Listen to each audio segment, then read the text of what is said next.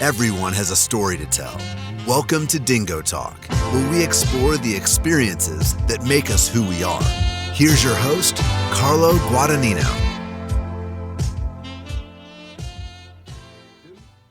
What's going on, Chuckleheads? I am Carlo Guadagnino. This is DingoTalk. Welcome to week 2 of the Division III football season. This week we stop at Wilkes College, or Wilkes University, to visit with Coach Jon Drach. Coach is going to talk to us about his journey throughout becoming the 9th head coach in program history. And then, obviously, at the end of this episode, we'll be picking 10 games like we did last week. We'll see how we did from last week. And then talk a little bit about Coach and Wilkes going up against RPI. If you're watching us on YouTube, appreciate you. Hit the like and subscribe button. If you're listening to us on Spotify, Apple Podcast, iHeartRadio, or wherever else you get your podcasts, really appreciate you. Hit the little bell. And make sure to follow the socials. That's Instagram, Twitter, TikTok, and Facebook. The only one that's different is Instagram. That's Dingo_Talk. And also, don't go looking for Twitter because it's not Twitter. It's X. But without further ado, Coach Drach. What's going on, Chuckleheads? I am Carlo Guadagnino. This is Dingo Talk. My guest this week is Coach Jon Drach of Wilkes University. Coach, thank you for joining us. Thanks so much. Absolutely. So we're going to do this the way we do every week. I'm going to take you back to senior year of high school, and we're going to walk through to today. So how does a native of St. Charles find his way to Western Michigan? Had some really good coaches that recruited me. Jim Knowles and Bill Cubitt did a great job in their recruiting efforts at that point. And my dad was a high school coach, so I was pretty well traveled as far as my sophomore and junior years of high school, and had a lot of MAC offers, had some Big Ten offers and that kind of thing. And just decided that that was a spot that I could kind of go and be successful, had a really good opportunity to compete. At the time, Tim Lester was the starting quarterback. He was going into his 5th year. And so I thought there could be some opportunities to learn from him. And he happened to also be my youth camp counselor. So when I was growing up, I went to a camp that was for quarterbacks and that kind of thing. And he was my counselor for 3 years. So I had a really good relationship with him and his family. And so he was actually my recruiting host when I was there, and had a great time, and turned out ending up being a good fit for me at Western. Now, so you spend the 4 years there, you get a degree in business, finance, and economics. Correct. And then I notice there's 3 years there between when you finished up school and when you started coaching. So what was going on during those 3 years? I was still coaching with my dad out in the suburbs. So I was with him when he was over at West Aurora High School. And so I was still working on the side a little bit there as far as the coaching piece goes. I didn't know at that point really what I wanted to kind of do. So I actually traded European equity futures for 2 years.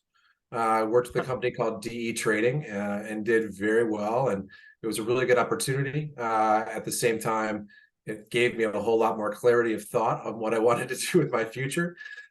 Did well enough there that I was able to afford being a GA for a couple of years. So that helped me kind of make that transition into coaching full time. And what would you say? I mean, so you were still coaching in high school, but what got you to the point where what was the bug? When did the bug bite you that you were like, yep, I want to get back in. This is where I want to go. My dad was a high school coach my entire career. I played for him. I've been around coaching my entire life. So I was riding a bus with my dad when I was 5 and 6 years old, going to games on Friday nights. So I knew it was something I really had a passion for, and I was still trying to play professionally still through the Arena League and some other things as well. And then just decided that from working with my dad and actually doing the coaching side, I was his offensive coordinator there for a year at West Aurora, and just fell in love with that. And I had stayed in really close contact with some of the guys that recruited me, like Jim Knowles and Bill Cubitt and Gary Darnell, and a lot of the people from that staff. And I had a lot of really good mentors while I was in college. I mean, Dan Enos sat as a quarterback coach. Charlie Moldenhauer was a quarterback coach for me. So I had some really good people I was able to learn from over the course of my essentially 5 years at Western Michigan University, and kind of just transitioned that into I wanted to go back to college. I love working with that age of student athlete. I liked having the ability to pick who I wanted to work with instead of just working with a high school demographic, which is something my dad and I went back and forth with a lot. And then was given an opportunity out at Hobart from a connection with Jim Knowles. So Jim Knowles at the time was the head football coach at Cornell University, and reached out to him. Was like, well, Jon, I can't give you a job. You have no college experience whatsoever. I was like, I get it. But I think there could be an opportunity up north, and Hobart's only about 45 minutes away from Cornell. And he had a good relationship with their staff. So I had an interview opportunity out there, and kind of took it and ran with it the best I possibly could. Well, and 11 years later, I mean, you guys had you had a lot of success at Hobart. What do you attribute a lot of the success that you guys had while you were there? We had a great staff that was together for a long period of time. So of the four of us that were on staff when I got there, Scott Yoder, Kevin DeWall, and our head football coach, they taught me a lot. But Coach Craig set a model that really put us on a path for success and an expectation. We were together for a long time. We got to know each other really well, but that also affirmed our recruiting relationships with high schools. And we were all really, really aggressive recruiters and did a great job of getting talent in there. And we knew each other really, really well. We had stability with our part-time staff. And I think that was one of the reasons we were able to have the amount of success that we had. Hobart is a gorgeous school, an elite academic institution. It's not hard to recruit to that place. I can tell you that right now. So we were very fortunate to have the kids that we had there. And, whether that be Ali Marpet or Tyree Coleman, or I could go list and list of names of guys that we had opportunities to bring there that really made an impact on that program, especially in that real championship run. We went to a couple Elite Eights, some Sweet 16s and that kind of thing. Now, how would you say your coaching philosophy has changed from that first year to where you are now? I'd say it's probably matured a little bit. I definitely, always having the quarterback background, I always worked with quarterbacks. So I was a quarterback. I understand that portion of the game really, really well. I think to coach that position in particular, it is very beneficial to have played it and know what it's like to have 11 guys trying to rip your head off and 10 guys looking at you to say, hey, go make a play or tell me what to do. So there is a lot of that to it. I've always been a cerebral guy. I wasn't going to outrun anybody at 6'5" and 225 pounds. I wasn't outrunning a lot of people, so I had to outthink people a little bit. And I've always liked the chess aspect of that game. So to me, my game has somewhat evolved in learning and taking from different systems, whether it be gap schemes, zone schemes, vertical passing game, quick game passing game, pocket movement, all those things. I've learned so much from different people throughout the course of my career that I continue to evolve and continue to learn. I think as a coaching style in general, I am much more patient where I am right now at 43 years old than I was when I was in my mid-20s. I wanted it done right now and right away, versus now I do focus on the process a little bit more, the small incremental gains rather than just get it right now. Now, within that, how have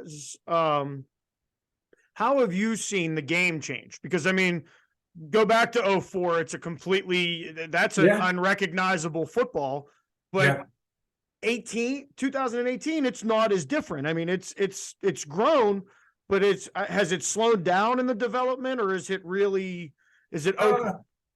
I think there's a lot of ways to skin a cat. A lot of things in football get recycled. So I think I know last year I was a veer quarterback in high school, and a 6'5" veer quarterback that we used to get killed by defensive ends. I'm pretty sure my dad had it designed that way. But I've re-implemented some of those things now. And that's from the mid 90s and the early 60s. You know what I mean? So I think football just kind of regenerates itself. I do think the game has changed, and the way people manage the clock and the tempo of the game has changed. But I also think there's a place to go back to some of the old football, like where we're at right now at Wilkes.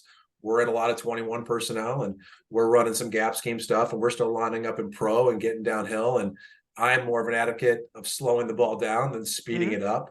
I think there's a lot of different ways to play the game as far as that goes, but it has changed. And I think you do have to evolve with the rule changes. The cut rule changes have changed a lot of things. in the game of football over the last couple of years. And then also some of the timing rules and that kind of thing will continue to evolve. I think as we move in the next few years, you've seen some of these rule changes be in place, and I'm actually on the NCAA rules committee as well. Over the past 3-4 months, there's been a lot of conversation about how some of these things are going to change our game going forward. So I do think the game continues to evolve, and it changes all the time, and I think you just kind of have to evolve with it and implement the pieces that you do enjoy and like, and then maybe go away from some of the mainstream of everything else that's going on. Now, Coach, after 11 years at Hobart, why was Wilkes the right place for you? I had a really good opportunity there. So the basketball coach here at Wilkes is Izzy Metz, who I had an opportunity to work with quite a bit when he was at Hobart as well. And so him and his family were there, and my family. So my parents were kind of all over. So my dad is still in Chicago. My mom is down in North Carolina. My sister's in North Carolina. And I was out in New York and Pennsylvania. So for us, our home base was still Geneva, New York, where my wife is actually from. Her family is all there, lived right on Seneca Lake. So we didn't want to go too far away. I knew that we had young kids. So when we took this opportunity, my son was just turning 3 and my daughter was almost 1. And now they're much older than that. They're definitely developed, and I'm running from soccer practice, lacrosse practice, football practice, you name it, in the evenings. But it made sense, and it was a great fit where her family could still get back and forth. It was going into a program that I thought had a lot of potential to grow. And then when I was at Hobart, my recruiting areas were Jersey, Florida, Long Island, Section 1 and Section 9.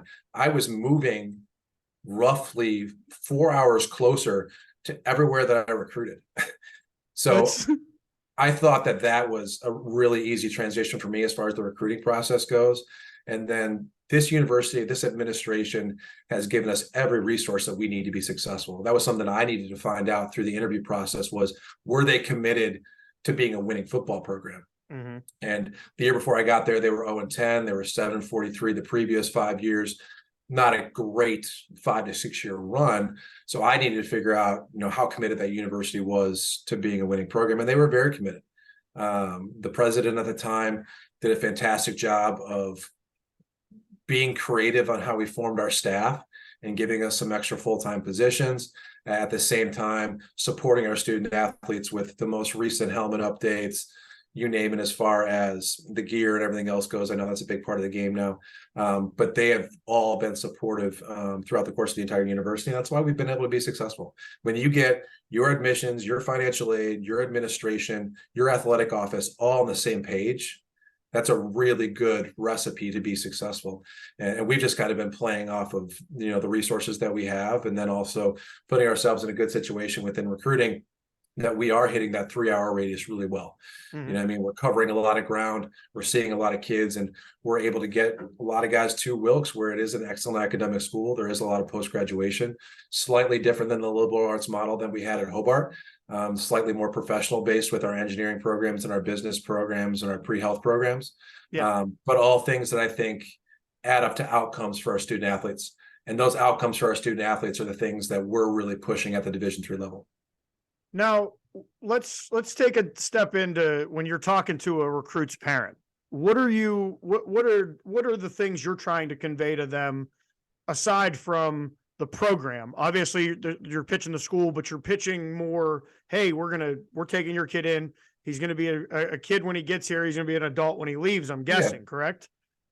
Yeah, I think it's the development piece. We say, go get your 1% and be the change. Those are things that we kind of started right when I got here. They're both active things. They're about progression throughout the course of your time here, but they're also about essentially installing processes that lead to outcomes. We focus so much on the process and the small day-to-day details of success.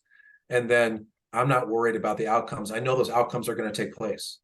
You know what I mean? So that's what we talk to a lot of our parents about, is just let's get it right with the small details and make sure that we are balanced with your athletic life, your social life, and your academic life. If those things are balanced and you are successful in those 3 areas, you're just going to blossom and you're going to grow here with us.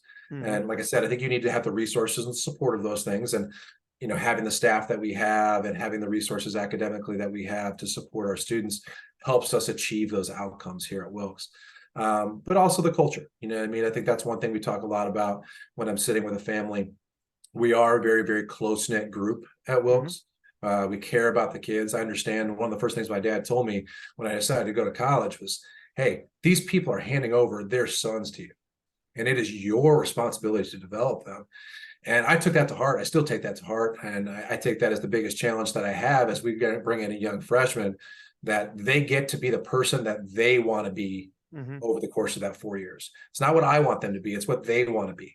So putting them in the right resources professionally, putting them in the right resources as far as their academic development goes, putting them in the right arena as far as their athletic development goes, and giving them the resources that they need to be successful is what we talk about with our student athletes and their parents.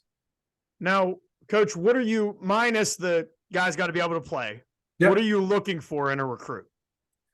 Oh, man. I mean, we have our athletic parameters and stuff that we would like to have. I'm a competitive guy. So I think that competitive fire is something that is really, really important to me. Guys that value winning is important. And then guys that have shown that they can bounce back and that they can get back up. So we talk about in our program, we talk about getting knocked down, we talk about getting back up, and that's part of the growth process. Growth is painful. And sometimes you're going to have to lose to truthfully achieve your greatest level of growth. And so we try to find those things for guys as throughout the recruiting process by asking them questions, getting to know them, getting to know their parents, getting to know their background, getting to know their goals and where they want to go with this entire 4 years. I think that that's something that we really try to hone on as we ask questions and as we, hopefully build this outcome for them. I sit down and I talk to families, and I will interview every student athlete that comes into our program one-on-one. So their parents are allowed to sit in on that meeting. But I don't care how many recruits we have on campus one day. I will sit down and I'll have a 15 to 25-minute conversation with every player that comes to the door at Wilkes University, because I want to know what their career ambitions are. I want to know what they need to grow and what they need to build on. Those are things that I'll ask them because I want to know where their growth is going to happen. If you can't recognize where you need growth, I don't know if you're a finished product, you know what I mean, at that point, especially as you're coming in as a freshman. We need to know and understand where that growth is going to happen. And those are things that we'll do at Wilkes to kind of feel some of those things out. As I sit at a camp and I watch kids, I don't watch the 40s. I don't watch the 5-10-5 stuff. I like to see the kids compete in one-on-one reps. I like to see how they bounce back, where they stand in line. Are they paying attention to what's going on in a drill so that they're not making the same mistake? That coachability thing is something that if you pay attention, you can see when you have a group of 150 to 200 athletes at a camp, and there's one young man that goes up and makes a mistake. He gets corrected by that coach that's running the drill, and then somebody else goes up and makes that exact same mistake. I don't know how much I want to recruit that individual that wasn't paying attention and really keyed in and having that love of the game of football. Because if you love that game, you're going to be so dialed in and you're going to be so invested in what's going on. And I think those are things you can see in a camp, and you can see those things when you get a kid on campus, and you can even see those things when you go visit a workout with a school or go see a practice, whatever that may be. Those are all things I think you need to look for. Coach, what's the significance of Division III? Significance of Division III, I think, gives our students an opportunity to be student athletes. You know what I mean? I think the mission of all of Division III is to give our students a competitive opportunity to do something that they love to do and achieve at the highest academic level that they could possibly achieve. Myself going to a much larger public institution like Western Michigan, I went to an enormous high school. I think I graduated with almost 1,000 kids. You know what I mean? So for me, it is so much more of an individualized experience at the Division III level. Kids are not on athletic scholarship here, and there is very little sense of entitlement. They're here because they physically love the game. And it's something that's very, very important to them. And the lessons that they learn coming out of the game are what are really going to be beneficial for them when they're done. Those leadership opportunities, the attention to detail, the discipline, those are things that are going to last a whole lot longer than a history statistic. You know what I mean? Like, in my opinion, I think those give our kids the edge. And we talk about getting an edge and having a competitive advantage all the time. Well, when I can go sit down in an interview and I can articulate myself about how I've been a part of a team and how I know how to win and how I can be a leader, tell me one employer that doesn't want that. I don't care what industry you're in. You know what I mean? So I think that's what we're giving our students at the Division III level. And we're getting people that are motivated and driven in way more than just football. Football is not the only thing that these kids do. You know, I have guys that are on the diversity council. I have guys that are on SAC. I have guys, we do almost 1,000 hours of community service per year. Our goal is 500 hours per semester, and we've hit that the last 2 years. This year, we actually did just over 1,300 hours of community service this year alone. You know, so for us, there is so much more to being a student athlete at the Division III level than just football. You're a part of something, you're a part of a team, but you're also a part of a university, and you're a part of an outcome that's going to come from that university. Now, when you're talking before the games, what are you, a rah coach? Or are you the guy that, like, you're screaming and you can't wait to get on the field? Or are you more the, all right, hey, we know what we got to do. Let's, this is it. Let's go out and. Depends on the team, and depends on the time, and depends who we're playing. I want to be the leader that we need at that point. I think as a leader, you have to have the thermometer of your team and know and understand what they need to hear when. That's by knowing your kids. Sometimes they need to be calmed down. Sometimes they need to be amped up. Sometimes they need to be cerebral in the moment and just meditate. You know what I mean? I think for us, I try to be whatever it needs to be that day. I don't think you could put one label on it. We switch up who does our pregame speeches. So I give my younger coaches opportunities to do those things. I'm not always the last word. I want to give ownership to our coaches, and those guys do a fantastic job with that too. And each of them have a different tone, and each of them have a different message. So you change up the message by game, but on game day, I'm pretty supportive of our guys. I'll get after them if I need to in practice, but when it comes down to it, I'm going to be there to be their biggest fan and their biggest cheerleader when it comes to every Saturday. Coach, let's talk about the 2022 season and then what your expectations are for the 2023 season. So first, walk us through some of the ups and the downs with the 2022 season. Yeah, I mean, 2022 season, we have some definitely new starters step into some roles. We started first-year starting quarterback Jose Tabor graduated for us and had a fantastic career at Wilkes, and is actually still playing. I believe they're in the semifinals over in Europe right now, so I'm excited for him. But getting that new leadership position in and a young quarterback, and we had two young guys that stepped up into that role, in Isaiah Rodriguez and Xavier Powell. Those guys did a fantastic job for us all the way throughout the course of the year. And there were some other young players that stepped up early. So it was a feeling out phase, I think, early, and getting to know each other as far as the team goes and getting to know our true team identity. New defensive coordinator and Anthony Trotta as we kind of came into the fall. And so those guys were all kind of getting to know each other a little bit. We were kind of getting a sense of who we were going to be, who our personnel was going to be as we move forward through the first couple games. I thought we started off strong. We won a couple games early and did some really good things offensively and defensively in those contests and kind of set a tone for where we're going to be throughout the course of the season. And then we kind of got into that middle phase of the season, and Isaiah broke his leg as the starting quarterback. And so Xavier Powell stepped into that role and did a pretty good job for us, but there was a little bit of limbo there as far as that goes. So again, getting to learn a different style. If you've watched us play, X and Isaiah are two different styles. Isaiah, probably a little bit more of your pocket passer type guy, ball distributor, where X is a playmaker, and he's going to run around and prolong plays and make some plays with his legs too. So we had to change a little bit for what their strengths were. And I always try to make our offense go for what the strength of those players is. We try to make our offense be a showcase of what talents we have on the field. And it doesn't need to be just, oh, this is what we're doing and we're going to run this. That's not who I am as a coach. I'm going to put our guys in situations to go use their best attributes the best they possibly can. So once we kind of got settled in that, actually Xavier Powell got hurt as well. So we got down to that third and fourth string quarterback that were both true freshmen as we went into that Stevenson game. And that was a challenging game. You know, we were in the red zone, I think 5 times and didn't score once in that game. So there was definitely some growing pains that kind of went along with that. And our defense held us together and held us up.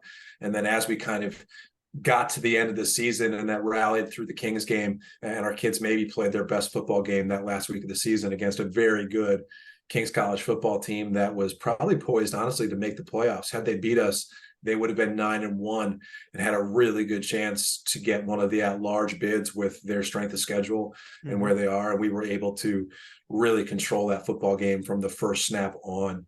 And I think we were happy the way that season ended. You know what I mean? I think our kids came together, and we're excited about where we're going into next year. Essentially on offense, we return 12 of our 14 lettermen. Wow. And then on defense, we graduate 1 starter. So 10 of 11 starters return. And most of those guys have 1, if not 2 years remaining as far as playing goes. And I think we had a fantastic spring. And again, just getting more and more comfortable with the defense that we were playing, putting in a couple more different tweaks. And then offensively, just having that stability at the quarterback position and having 2 guys that could you really put out there, and really 3 or 4, honestly, to really have a great competition at a lot of different positions. We're finally to the point, I think, last year was the first year that we graduated kids that we recruited. Okay. So, you know what I mean? Like every player on our team is, okay, this is what we want at center, and this is what we're looking for at linebacker. And I think that's been really, really beneficial for us now. The guys know their roles. They know what our expectation of us. I mean, now we can actually start to take some steps forward as far as scheme and those things go. So we've been able to change some things up in the spring, and I'm excited to see how those things kind of play out for us as we get into next fall. Now, we've had coaches from the PAC, the OAC. We've got Empire 8. We've got a couple MAC schools. We got a couple NCAC schools. What makes the MAC as special as it is? Because there's some teams in that conference that are a little they get rowdy when it comes to the way that schedule looks. I mean, 1 through I think there's 8 schools in the conference. Well, now the MAC is broken up, so we just left the MAC. Oh, so next year will be our first year in the landmark. Okay. And so ourselves and Lycoming both left the MAC. So the MAC is sitting at 10 schools now. Okay. So the MAC sits at 10 schools right now. So they're actually going to play everybody within the conference next year. And it is a fantastic conference. Del Val, Stevenson, Kings, LVC, you name it. Like there's not an easy week on that schedule. You know what I mean? So as you go through that, you have to prepare for the longevity of it. And it is tough Pennsylvania football, tough kids. Everybody plays with a little bit of edge. There is a little bit of pushing and shoving, but that's nothing to shake a shoulder at, just because that's what you expect and that's what you need to do to go win and play. But that's going to be a conference that will always be just tough, hard-nosed football. I know that it's going to be a very, very highly contested conference next year, but we're excited to go into the landmark. And the landmark, it'll be ourselves, Susquehanna, Lycoming, Juniata, Catholic, Moravian, and then Keystone as an affiliate member. Which puts us at 7 teams, and we have that AQ that kind of goes along with it. The landmark is a standing existing conference, so they host a lot of other sports, and a lot of those other teams were already members in those sports. They just didn't have enough football members yet to actually form a football conference, and this will be the first year that the landmark's playing football. So I'm excited to be a part of that first generation of that. I know our kids are really excited to have that opportunity and play some local rivals that we haven't had to play very often lately. You know, I think it's going to be a great game against Susquehanna. I can't wait to go down and play Moravian and all those guys as well. So it's going to be a lot of fun to build new rivalries within the new conference. With it being 7 teams, it also opens up a lot of opportunity for us to travel and play 4 out of conference games instead of 2 out of conference games. You know, so we were able to pick up RPI, who was a fantastic program, have a lot of good friends, a lot of crossover from the Liberty League in my 11 years there with Jeff Dittman and those guys up at RPI, and excited to play them. We've crossed a lot of them on engineering kids, so it'll be fun to kind of put them on the schedule. Then we played Blockport, St. John Fisher, and then we kept our Kings rivalry. We just moved the Kings rivalry to the first game of the year. Okay. So we're going back to back playing Kings. So we just played them at the end of our season last year, and now we're opening up with them this year. So it's going to be a lot of fun, and it's going to be a really tough schedule. I don't think there's very many gimmies on our schedule by any means. I know Catholic basically played almost for their conference championship with Springfield at the end of the year. Susquehanna won the Centennial in beating Muhlenberg and Johns Hopkins. I know they're going to be loaded coming back. Moravian with their new coach, Jeff Long. I know he's very disciplined and motivated. He's actually a friend of ours as well. He was at Wilkes just before I was at Wilkes. And I know his background in John Carroll. I know he's going to have those guys ready to go down there. So I'm excited about where the conference is and where it's going and what growth opportunities that offers for us as a program. Coach, this is the portion of the show where it's not about football, it's about you. So, 5 questions. Okay. If you could live anywhere in the world, where would it be and why? Probably Montana or Alaska. I'm a big outdoors guy, so I love to hunt and fish. If I could be off the grid, I would be off the grid in a heartbeat. I hear that. What is the most important lesson that you've learned over your career? That's a good question. I would say the value of family, and how important those relationships are to maintain, because of so few opportunities you have to really appreciate them. So whether it be with one team that's a family to another team, because those teams change every year, you get that group for 1 year, and building those relationships and building that bond is something that, lasts a lifetime. If you weren't coaching, what would you be doing? Oh, this is a great question. So as I was trading at DE Trading, I knew it wasn't going to be that. So when I broke off and was going to go coach, it was either go be a ski instructor in Colorado or go coach. So I decided to go be a coach. But if I was not coaching, I would probably be out west as a ski instructor and a fly fish fisherman in the off season. It's interesting. That is not the normal answer we get for that question. No best compliment you've ever received? Best compliment I've ever received would have to probably be from one of my quarterbacks, that in my teaching style, I was much more understanding than some previous coaches. Best insult you've ever received? Oh man. Best insult I've ever received.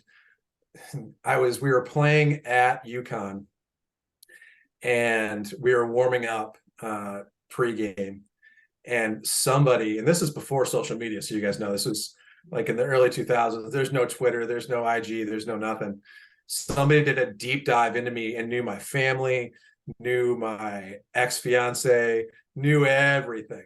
And they let me have it for about 35 minutes in a row, and they sat right next to us as we were warming up. I was like, I give you a lot of credit just because you did your research. So that was probably the best heckling I've ever gotten. How did you meet your wife? I met my wife through some friends at Wilkes. I'm sorry, at Hobart. So the women's basketball coach was dating her full-time employee at the ice rink. And so my wife is a recreational director, and she actually works at the YMCA now.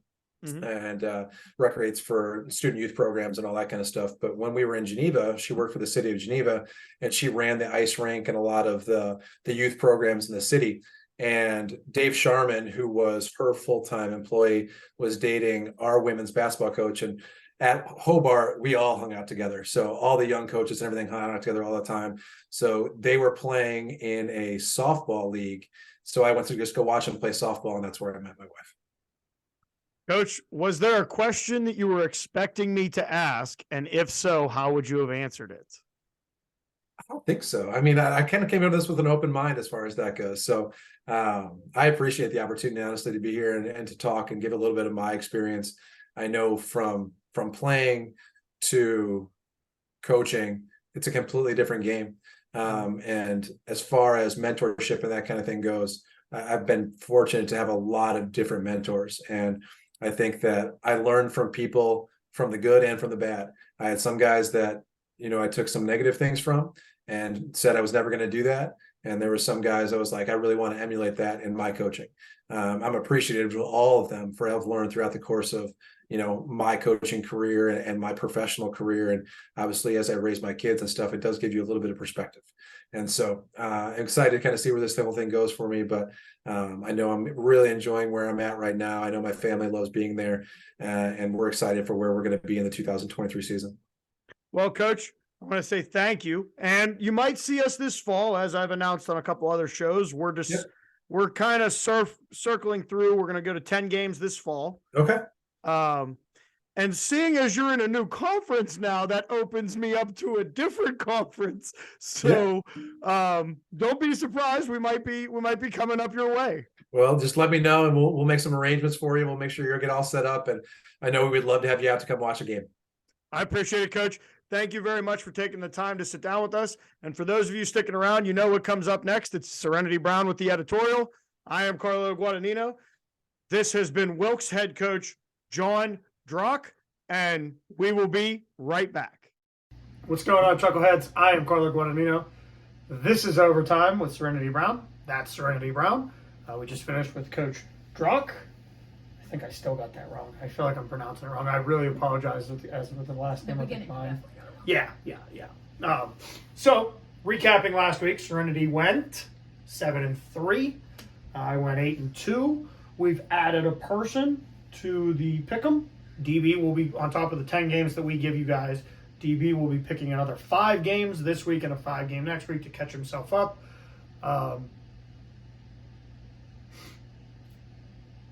Twitter, Instagram, Facebook, and TikTok. If you need to find us, all of those are the same. It's DingoTalk, except for the Instagram page, which is Dingo_talk. If you're watching us on YouTube, really appreciate you. Make sure you hit the like and subscribe button. If you're listening to us on Spotify, Apple Podcasts, or wherever else you get your podcasts, or not get your, but listen to your podcast, we really appreciate you as well. Make sure you hit the bell so you don't miss anything. But so we can prove more or less that, again, I know football and she doesn't. Starting with first game of the week. First of all, I just want to say, I didn't do too bad. No, you didn't. 8 or 7-3 is not bad. Yeah. And one of them we both lost. So, all right, starting off, it's Baldwin Wallace versus Wilmington in the Battle of the OAC. How you feeling about that one? I picked Baldwin Wallace. I did not. I picked Wilmington. Yep. I fear the beard. Okay. So, game number two is Albright versus Del Val, number 24. Del Val kind of shocked a lot of people last week, losing to Cortland. So, where are you going? I picked Albright. I picked Del Val because I just, I think that we're going to end up with an angry football team. So, Case Western versus Grove City. Case Western. Carnegie Mellon versus St. Vincent. Actually, the Grove City game was the game we got wrong last week. So, Carnegie Mellon, number 17 in the country, versus St. Vincent. Carnegie Mellon. Absolutely. Utica versus Moravian. Utica.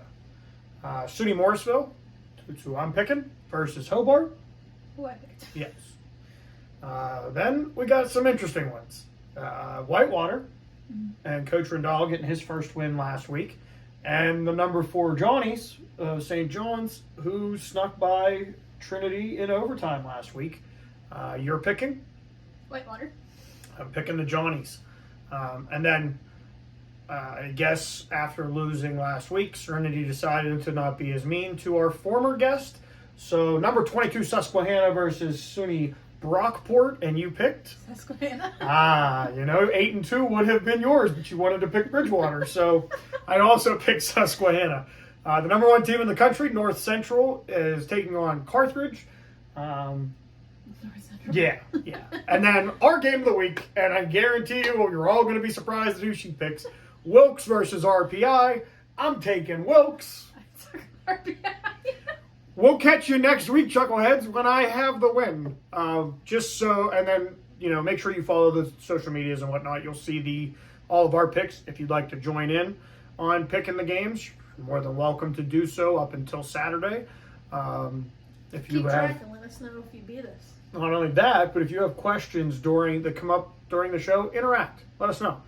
B. Hill gave me a great conversation about St. John's and because they don't practice with shoulder pads. And he asked, there was a lot of questions about could that transfer to a first, second, or third year player as opposed to doing it in college. Kyle Wales is another one I talked to, and we had a great conversation. So for those of you that watch, please comment, interact with our social medias. So I'll probably be 2-0 for the week. DB might be better than me at this. And, at least you got fantasy. Oh. You don't have that either. I don't have that either. You don't have that either. I'm projected to be dead last. All right, Chuckheads. See you next week. Thanks for checking out this episode of Dingo Talk. Don't forget to rate, comment, and subscribe. For more info and to contact the show, you can find us on Twitter @DingoTalk.